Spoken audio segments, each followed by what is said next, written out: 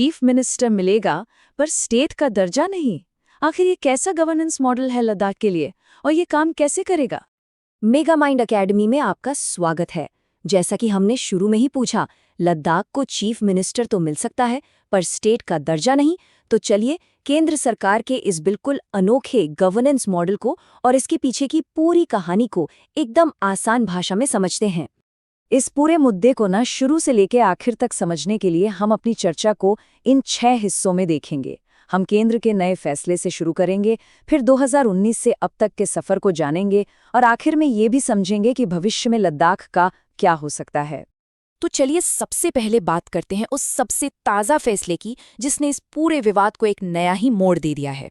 तो हुआ ये है कि केंद्र सरकार ने साफ साफ कह दिया है कि लद्दाख को न तो फुल स्टेटहुड यानी पूर्ण राज्य का दर्जा मिलेगा और ना ही उसे संविधान की 6ठी अनुसूची यानी कि 6th शेड्यूल में शामिल किया जाएगा।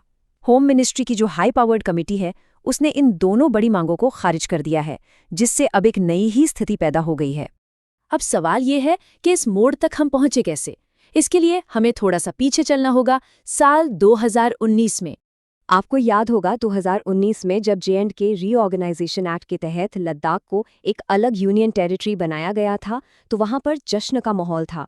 एक दशकों पुरानी मांग जो पूरी हुई थी, लेकिन ये खुशी बहुत जल्द ही चिंता में बदलने लगी।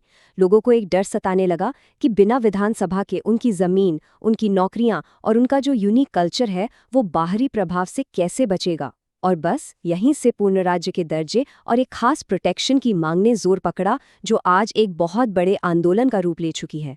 तो आखिर ये दो मांगे इतनी जरूरी क्यों हैं?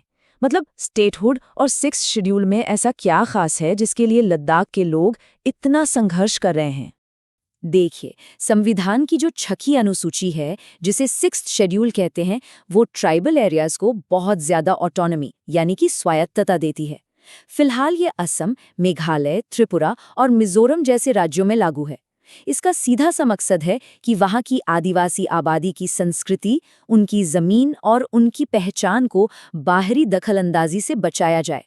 तो अगर लद्दाख को ये दर्जा मिल जाता तो वहाँ की जो ऑटोनमस डिस्ट्रिक्ट काउंसिल्स हैं उन्हें ज़मीन, जंगल और जो भी लोकल रिसोर्सेज हैं उन पर कंट्रोल मिल जाता। इसका मतलब समझते हैं, कोई भी बड़ा डेवलपमेंट या माइनिंग प्रोजेक्ट उनकी मंजूरी के बिना हो ही नहीं सकता था। लद्दाख के लोगों को यही डर है कि बिना इस प्रोटेक्शन के बड़े बड़े प्रोजेक्ट्स वहाँ के फ्रेजाइल इकोलॉजी और उनकी पहचान को हमेशा हमेशा के लिए बदल देंगे। अच्छा, अब इस स्लाइड पर दोनों पक्षों के तर्क देखिए। एक तरफ लद्दाखी नेता कहते हैं कि सेल्फ गवर्नेंस के लिए यानी खुद का शासन चलाने के लिए राज्य का दर्जा बहुत जरूरी है। वहीं दूसरी तरफ केंद्र का तर्क है कि लद्दाख आर्थिक रूप से अभी आत्मनिर्भर नहीं है। और हाँ, सुरक्षा भी एक बहुत बड़ा मुद्दा है।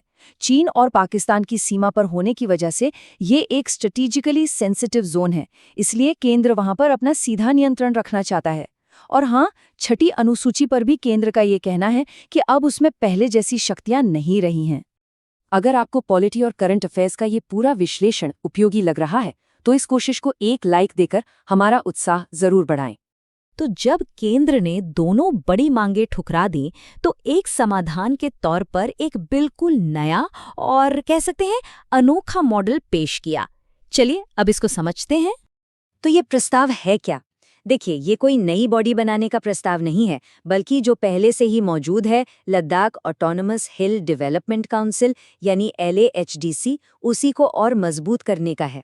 इसके जो प्रमुख हैं, चीफ एग्जीक्यूटिव काउंसिलर, उन्हें मुख्यमंत्री के बराबर का दर्जा और प्रोटोकॉल दिया जाएगा, और उनके जो डिप्टी हैं उन्हें डिप्टी CM के बराबर का। अब जो बात इस मॉडल को सबसे अलग बनाती है ना, वो ये है कि ये सारी शक्तियां बिना किसी चुनी हुई विधानसभा यानी लेजिस्लेटिव असेंबली के दी जा रही हैं। सच में ये भारत में अपनी तरह का पहला प्रयोग होगा, जहां एक यूनियन टेरिटरी में CM के बराबर का अधिकारी तो होगा, लेकिन कानून बनाने वाली कोई असेंबली ही नहीं होगी। लेकिन लद्दाख के जो मुख्य राजनीतिक और सामाजिक संगठन हैं, जैसे कि लेह एपेक्स बॉडी और कारगिल डेमोक्रेटिक अलायंस, उन्होंने इस प्रस्ताव को सिरे से ही खारिज कर दिया है। उनका साफ कहना है कि ये उनकी पूर्ण राज्य की मांग का कोई विकल्प हो ही नहीं सकता। लद्दाख का ये मामला सिर्फ एक क्षेत्र तक ही सीमित नहीं है। इसका असर भारत के संघीय ढांचे यानी हमारे फेडरल स्ट्रक्चर पर भी पड़ता है। कैसे? चलिए देखते हैं। जरा इस टेबल को देखिए, बात और भी साफ हो जाएगी। भारत में मोटे तौर पर 2 तरह के यूनियन टेरिटरीज हैं। एक तो चंडीगढ़ जैसे, जो आर्टिकल 239 के तहत आते हैं और जहां कोई विधानसभा नहीं होती, और दूसरी दिल्ली और पुडुचेरी जैसे, जो आर्टिकल 239AA जैसे विशेष प्रावधानों के तहत आते हैं और जहां अपनी विधानसभा होती है। अब लद्दाख के लिए जो मॉडल लाया जा रहा है, वो इन दोनों के बीच का एक हाइब्रिड मॉडल बनाने की कोशिश है, जिसमें सीएम जैसा पद तो है, पर कानून बनाने वाली विधानसभा ही गायब है। ये पूरी स्थिति कोऑपरेटिव फेडरलिज्म यानी सहकारी संघवाद की भावना की भी एक तरह से परीक्षा है। इसका सीधा सा मतलब होता है कि केंद्र और राज्य वो आपस में टकराव ना करके एक दूसरे के सहयोगी बनकर काम करें। लद्दाख का मुद्दा इसी संतुलन को चुनौती देता है कि क्या फैसले मिलकर लिए जा रहे हैं या फिर केंद्र द्वारा थोपे जा रहे हैं। तो अब सबसे बड़ा सवाल ये उठता है कि यहाँ से आगे क्या? लद्दाख का भविष्य किस दिशा में जाएगा? देखिए, फिलहाल तो स्थिति एक डेडलॉक पर मतलब एक गतिरोध पर आकर रुक गई है। लद्दाख अपनी मांगों पर अड़ा हुआ है और केंद्र अपने फैसले पर कायम है। दोनों ही पक्षों के बीच विश्वास की काफी कमी है और पहचान, विकास और सुरक्षा जैसे जो बुनियादी सवाल हैं, वो अभी भी हवा में लटके हुए हैं। और ये हमें इस पूरी चर्चा के सबसे बड़े सवाल पर ले आता है। क्या केंद्र का ये जो अनोखा मॉडल है, ये सिर्फ एक टेम्पररी सॉल्यूशन, एक ट्रांजिशनल स्टेप है, या फिर यही लद्दाख के शासन का परमानेंट अरेंजमेंट बनने जा रहा है? ये एक ऐसा सवाल है जिस पर सोचना बहुत जरूरी है। भारतीय राजनीति के ऐसे ही और भी डीप एनालिसिस के लिए जो आपके एग्जाम्स के नजरिए से भी महत्वपूर्ण हो, मेगा माइंड अकेडमी के साथ जुड़े रहिएगा। सब्सक्राइब करना मत भूलिएगा। धन्यवाद।